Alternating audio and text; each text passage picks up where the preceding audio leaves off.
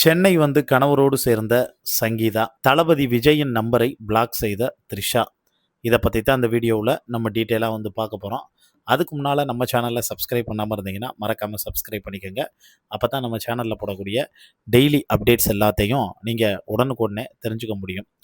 தளபதி விஜயும் அவரோட மனைவி சங்கீதாவும் எப்போ ஒன்றா சேருவாங்க அப்படின்னு தமிழ்நாட்டில் இருக்கக்கூடிய முக்கால்வாசி பேர் எதிர்பார்த்துக்கிட்டு இருந்தாங்க. கூட்டு பிரார்த்தனை பண்ணாங்க. அவருடைய ரசிகர்கள், தொண்டர்கள், விசுவாசிகள் எல்லாருமே கொஞ்சம் சஞ்சலமாகவும் வந்திருந்தாங்க. ஏன்னா அந்த மனுஷனை விமர்சனம் செய்யக்கூடிய ஒரே விஷயம் இதை வச்சு மட்டும்தான். இதை வச்சு தான் அவரை எல்லாருமே வந்து அட்டாக் பண்ணிக்கிட்டு இருந்தாங்க. இப்போ ஜேசன் சஞ்சய் கடைசியாக கொடுத்த இன்டர்வியூ இதுக்கு ஒரு ஃபுல் ஸ்டாப் வச்சுச்சு. அதுக்கப்புறம் சங்கீதா வந்து பார்த்தீங்கன்னா இப்போ அந்த டைவர்ஸ் கேஸை ஆகஸ்ட் 7ஆம் தேதி வாபஸ் வாங்கினது எல்லாரையும் அடித்து துவம்சம் பண்ணது மாதிரி மொத்தமாக சைலண்ட்டாக சம்பவம் பண்ணிட்டு வந்து போயிட்டாங்க அப்படின்னே வந்து சொல்லலாம். இப்போ அவங்க அங்கேருந்து கிளம்பிட்டாங்க. August 15 independence day. அந்த இண்டிபெண்டன்ஸ் டேவில் தளபதி விஜயோட அவங்க வந்து கலந்துக்க போகிறாங்க.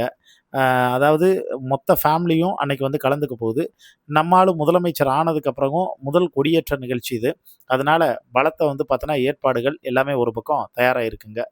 அப்புறம் நடிகை த்ரிஷா இருக்காங்கல்ல, அவங்க இப்போ ஆஸ்திரேலியாவில் வந்திருக்காங்க. மன உளைச்சலில் வந்து பார்த்தோன்னா வந்திருக்காங்க. ஒரு போஸ்ட் ஒன்று வந்து போட்டிருந்தாங்க. வயசுக்கு ஏற்றது மாதிரி வேலையெல்லாம் வந்து பார்க்கணும். இந்த வயசில் போய் ட்ராமா வந்து பண்ணிட்டு சங்கடமா இல்லையா? போய் உழைச்சு நல்ல வேலையை வந்து பாருங்க அப்படிங்கிற மாதிரி, அதாவது சிம்பாலிக்காக மூடிக்கிட்டு உங்கள் வேலையை பாருங்கங்கிற மாதிரி த்ரிஷா வந்து சொல்லியிருந்தாங்க.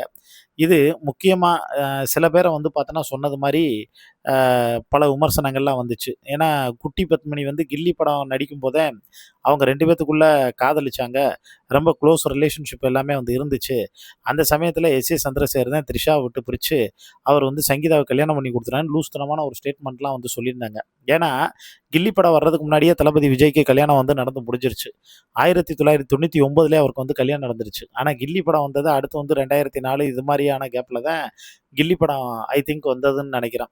அப்போ குட்டி பத்மினியை பல பேர் விமர்சனம் எல்லாமே வந்து பண்ணியிருந்தாங்க.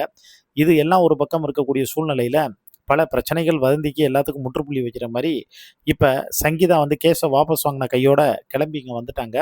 வந்து ஹைதராபாத்தில் இருக்கக்கூடிய தன்னோட பையன் ஜேசன் சஞ்சய் வந்து கூப்பிட்டு, ஜேசன் சஞ்சய், அதுக்கப்புறம் சங்கீதா, அவங்க பொண்ணு ஷாஷா திவ்யா 3 பேரும் வந்து எஸ்.ஏ. சந்திரசேகர் வீட்டுக்கு வந்திருக்காங்க. அங்கே வீட்டுக்கு வந்த உடனே ஆரத்தி எடுத்து வரவேற்கிறதுல வந்து இருந்து தலகால் புரியாமல் எல்லாரும் வந்து பார்த்தோன்னா கொண்டாட ஆரம்பிச்சிட்டாங்க. ஹைலைட் என்ன ஒன்றுனா தளபதி விஜய் அங்கே தான் வந்து வந்திருக்காரு.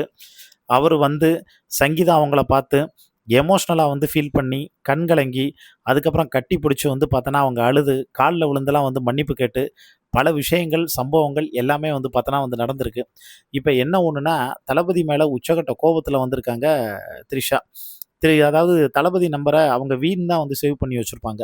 அதாவது வி ஃபார் விஜய் அப்படின்னு அவங்களே ஒரு இன்டர்வியூவில் கூட எல்லாம் சொல்லியிருந்தாங்க.